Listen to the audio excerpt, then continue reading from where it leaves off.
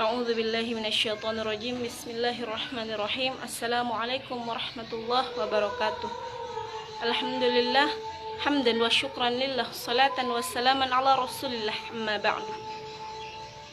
Asyhadu an la ilaha illallah, asyhadu anna Muhammadan abduhu wa rasuluh, la nabiyya ba'dah.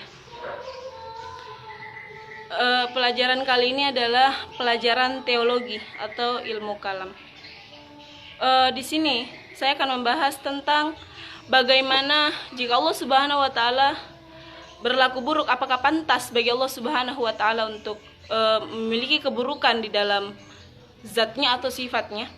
Di sini qabla sakro qalil matan min hadzal bahthi al-mas'alatu tsalits fi annahu ta'ala qadirun 'alal qabih. Qala ma qudratihi alaihi lil umumin nisbah wala yunafil imtina'i lil lahiq. Aqulu dhahabal ulama kaffah ila annahu ta'ala qadirun 'alal qabih illa nadham wad dalil ala dhalik anna qad bayyana umum nisbah qudratuhu ilal mumkinat wal qabih minha fayakunu mudarrijan tahta qudratihi. Ihtajju bi anna al-wuqu'ahu minhu yadullu 'ala al-jahli aw hajah wa huma manfiyan fi haqqihi ta'ala wa jawabun anna al-imtina'a huna bin nadhri ila al-hikmah fa huwa imtina'u lahiqun la yu'atharu fil imkanil asli. Wa lihadha aqbul musannif al-istidlal 'ala al-muradihi bil jawab anna syubhata allati lahu wa illam yudhkar ma sarihan.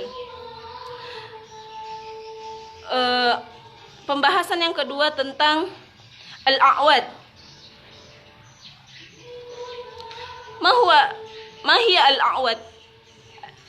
Al-a'wad yakni al-iwadun naf'ul mustahiqun khalin an ta'zimil wal ijlal.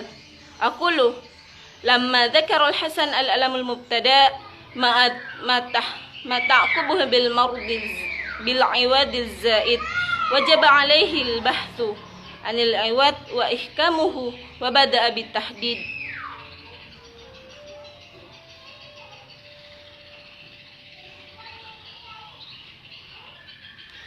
Fan-naf'ul jinsu lil mutafaddil bihi wa lil mustahaqqi wa qidul mustahaqqi fasallil yumayyizuhu anin naf'i mutafaddal bihi wa qid khallau anil ta'zim wal ijlal yukhraju bihi thawab. Qala wa yastahiqqu alayhi ta'ala bi inzalil lil alam wa tafwitil manafi lil masalihah ghair wal inzalil ghumum sawa'un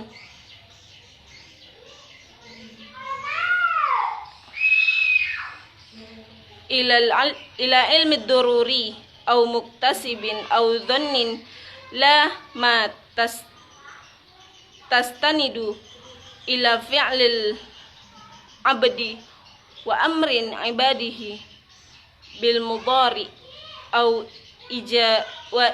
ijahatihi wa tamkinul ghairul akil. Aqulu hadhihi al-wujuh allati yastahiqqu biha al-iwad 'ala Allah ta'ala.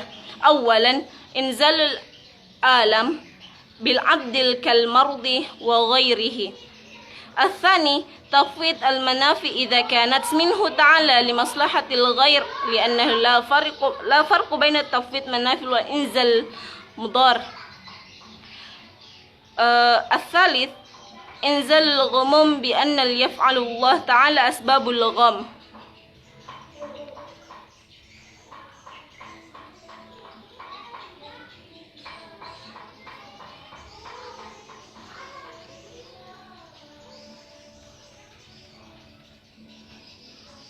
Jadi pembahasan di sini tentang al-a'wad yang ada 3 pembahasan. Yang keempat adalah amrullah ta'ala ibaduhu bil ilam al-haywan au ibahah sawa'an kana al-amru al-ijab kadzabihi fil haddi wal kaffarah wan nadhar wal nadbi kadduhaya. Jadi pembahasan yang pertama tentang bagaimana Allah Subhanahu wa taala ketika melakukan keburukan, apakah pantas bagi Allah Subhanahu wa taala untuk melakukan keburukan. Jadi di sini fi annahu ta'ala qadirun 'alal qabih, ketidakmampuan Allah Subhanahu wa taala melakukan keburukan dan ketidakadilan Tuhan ketika tidak melakukan kebijaksanaan. Jadi di sini menjelaskan bahwasanya Allah Subhanahu wa taala tidak mampu melakukan keburukan dan meninggalkan kewajiban. Jadi mungkin hamba Allah Subhanahu wa taala bisa melakukan keburukan dan banyak keburukan yang lain. Akan tetapi Allah Subhanahu wa taala sangat terhindar dari hal-hal keburukan. Karena kenapa? Dengan kemampuan sifat Tuhan, maka tidak bisa melakukan keburukan. Untuk apa? Karena di dalam melakukan keburukan memerlukan beberapa faktor. Anggaplah ketika ada seorang anak kecil atau orang dewasa dan lain sebagainya yang sebaya melakukan keburukan. Karena apa? Karena ketidaktahuannya mengenai apa dampak buruk dari perlakuannya, serta tidak adanya pengetahuan di dalam dirinya, ketidaktahuan serta mungkin dia melakukan keburukan karena butuh. Contoh, seorang pencuri, dia mengambil barang seseorang karena kenapa? Dia membutuhkan barang tersebut. Jadi Allah Subhanahu wa taala tidak mungkin melakukan keburukan karena di dalam keburukan memerlukan beberapa faktor. Seperti contoh ketidaktahuan serta butuh. Sedangkan Allah Subhanahu wa taala terhindar dari hal tersebut. Atau bisa jadi orang yang melakukan keburukan hanya karena ingin coba-coba, bahasanya iseng. Oh, saya mau kerjain dia supaya hanya dalam ranah bercanda dan lain sebagainya. Sedangkan Allah Subhanahu wa taala tidak mungkin melakukan hal tersebut meskipun cuma ingin coba-coba, seperti itu. Lalu tidak mungkin Allah Subhanahu wa taala berbuat iseng. Karena kenapa? Perbuatan iseng Allah Subhanahu wa taala, maka semua perbuatannya itu menjadi tidak berguna. Karena kenapa? Allah Subhanahu wa taala, masa Allah Subhanahu wa taala menjadi seorang pencoba? Oh, ini mau ingin mencoba menciptakan ini supaya mendapatkan ini dan lain sebagainya. Na'udzubillahi min dzalik. Maka dari itu perlu diperhatikan bahwasanya seluruh penciptaan di alam semesta ini saling berhubungan. Karena kenapa? Ada sistem yang diatur oleh Allah Subhanahu wa taala dalam mengatur setiap penciptaan. Karena kenapa? Keburukan termasuk dalam mumkinat. Mumkinat itu adalah kemungkinan yang mana kemungkinan itu adalah berupa ciptaan. Karena sifat Allah itu ada wajib, ada wujub, ada mungkin, ada mustahil, dan Allah itu terhindar dari hal tersebut, yakni dan Allah Subhanahu wa taala manusia diciptakan oleh Allah Subhanahu wa taala sebagai mumkinat, yaitu kemungkinan.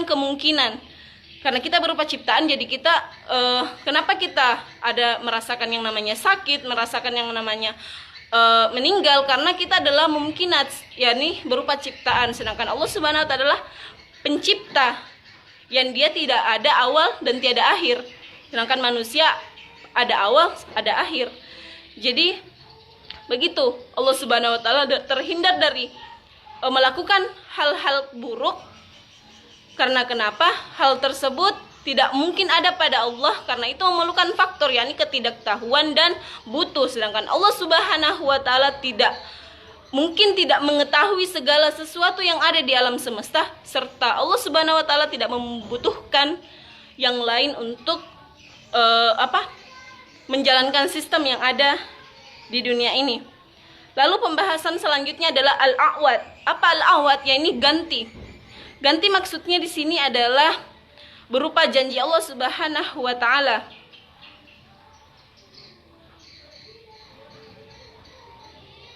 Jadi di dalam awat itu adalah Allah Subhanahu wa taala memberikan ganti kepada seseorang yang mana ganti ini adalah yang berhak. Jadi seumpama ada seseorang yang sakit, maka Allah Subhanahu wa taala mengganti sakitnya itu dengan apa? Apakah diberikan rezeki yang banyak, atau diberikan setelah sembuh malah diberikan kesehatan yang lebih lagi. Jadi umpamanya seorang sakit terus sembuh, dia tidak pernah sakit lagi. Jadi mungkin gantinya seperti itu, Allahu a'lam bishawab. Tapi semua kembali kepada Allah Subhanahu wa taala. Di sini dijelaskan bahwasanya digantikan manfaat yang berhak, pengganti derita atas apa yang Allah Subhanahu wa taala berikan kepada manusia. Apa yang manusia dapatkan, konsekuensinya karena itu merupakan ujian yang dekat kepada Allah Subhanahu wa taala. Jadi biasanya al-awat ini dicontohkan sebagai seseorang yang sakit.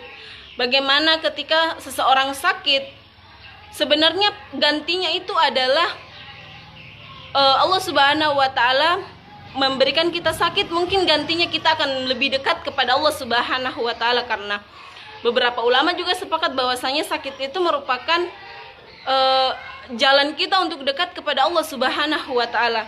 Bahkan di dalam hadis serta di dalam Al-Qur'an juga dijelaskan hal tersebut meskipun tidak secara langsung menyebutkan hal tersebut. Ada beberapa hal yang berhak untuk mendapatkan ganti dari Allah Subhanahu wa taala atau al-a'wad, yang berhak mendapat al-a'wad atau ganti-ganti. Yang pertama, Allah Subhanahu wa taala menurunkan derita kepada hambanya seperti sakit dan sebagainya, dan telah dijelaskan sebelumnya bahwasanya ketika Allah Subhanahu wa taala tidak mengganti itu, maka Allah Subhanahu wa taala akan menjadi zalim kepada hambanya ketika tidak ada ganti yang sesuai dengan apa yang didapatkan. Contoh sakit, ketika Allah Subhanahu wa taala tidak mengganti sakit kita dengan kehendak Allah Subhanahu wa taala sesuai dengan janji Allah Subhanahu wa taala, maka Allah termasuk zalim. Itu. Yang kedua, Allah Subhanahu wa taala akan menggantikan apabila ada manfaat yang hilang dan darinya demi kemaslahatan orang lain. Tapi apabila tidak ada manfaat yang hilang, maka tidak ada gantinya. Contoh, anak Nabi Nuh alaihi salam dimatikan lebih cepat agar tidak menzalimi kedua orang tuanya ketika besar. Jadi di sini dicontohkan bahwasanya ketika ada manfaat yang hilang dari hal tersebut, maka maka Allah Subhanahu wa taala harus mengganti. Akan tetapi ketika tidak ada manfaat yang hilang, maka tidak ada iwat di dalamnya atau tidak ada ganti. Contoh dicontohkan tadi di sini adalah anak Nabi Nuh alaihi salam yang ingkar pada saat datang banjir besar. Nabi Nuh menyuruh anaknya untuk naik ke kapal, akan tetapi anaknya tidak mau. Lalu Nabi Nuh dan seluruh umatnya pada saat itu selamat, akan tetapi anaknya tidak selamat. Karena kenapa? Itu adalah ganjaran bagi keingkarannya kepada Allah Subhanahu wa taala, dan itu adalah iwat bagi Nabi Nuh. Jangan sampai kalau anaknya besar ini justru akan lebih membangkang kepada Nabi Nuh alaihi salam. Makanya anaknya wafat pada saat itu terbawa banjir besar itu. Terus yang ketiga, Allah Subhanahu wa taala memberikan atau menurunkan atau membuat seseorang itu menjadi gelisah.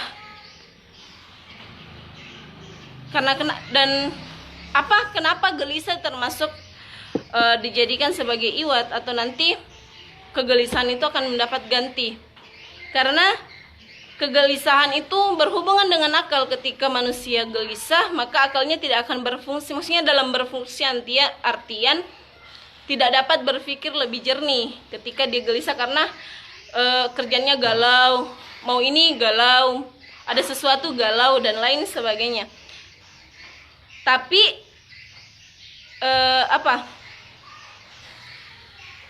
kegelisahan itu karena pengetahuan doruri dengan turunnya musibah atau perkiraan, atau karena ilmu yang dari ilmu itu muncul keraguan sehingga melahirkan kegelisahan.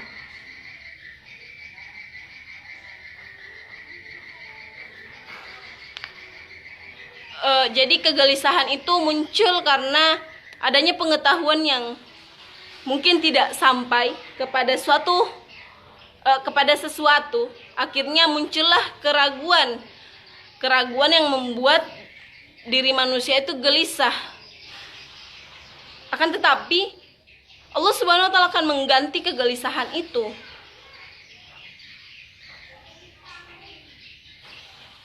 Tapi ketika tidak ada manfaat yang hilang dari kegelisahan tersebut, maka ya, tidak ada iwa di dalamnya.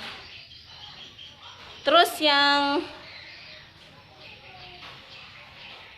keempat, Allah Subhanahu wa taala memerintahkan kepada hambanya untuk menyembelih hewan sebagai kurban. Yang keempat, Allah Subhanahu wa taala memerintahkan hambanya untuk membeli hewan kurban. Maksudnya membeli hewan kurban di sini hanya ditujukan kepada orang-orang yang mampu. Ketika dia sudah mampu, maka silahkan berkurban. Akan tetapi jika tidak, ya Allah Subhanahu wa taala tidak memaksa hal tersebut. Akan tetapi ketika orang yang berkurban ini ikhlas kepada Allah Subhanahu wa taala dan ridho mengeluarkan uang atau mengeluarkan hartanya untuk hewan kurban, maka insya Allah akan menggantikan hewan kurban ini dengan pahala yang berlipat ganda atau kebaikan yang datang yang tidak disangka-sangka. Itu semuanya kembali kepada Allah Subhanahu wa taala. Yang kelima, memberikan kemampuan untuk makhluk yang tidak berakal, contohnya seperti hewan. Jadi yang kelima, Allah Subhanahu wa taala menciptakan hewan di dunia ini, akan tetapi sebagai ganti dari bahwasanya dia sebagai hewan, Allah Subhanahu wa taala memberikan kemampuan kepada hewan ini sebagai makhluk yang tidak berakal. Jadi bukan hanya diciptakan, setelah diciptakan ya dia lemah dan dia tidak mampu melakukan apapun, akan tetapi ketika diciptakan sebagai hewan ini mampu untuk melakukan sesuatu meskipun dia tidak berakal. Makan, terus pergi, berjalan, dan bermain. Banyak hewan yang kita bisa saksikan di sekitar kita yang memiliki kemampuan tersebut. Yumkin hadza minni. Syukran ala ihtimaminkun. Jadi pembahasan kita tentang ketidakmampuan Allah Subhanahu wa taala untuk melakukan keburukan, serta ganti-ganti yang Allah Subhanahu wa taala janjikan bagi orang-orang yang kehilangan manfaat dari apa yang Allah berikan kepadanya, baik berupa musibah dan lain sebagainya. Syukran. Assalamualaikum warahmatullahi wabarakatuh.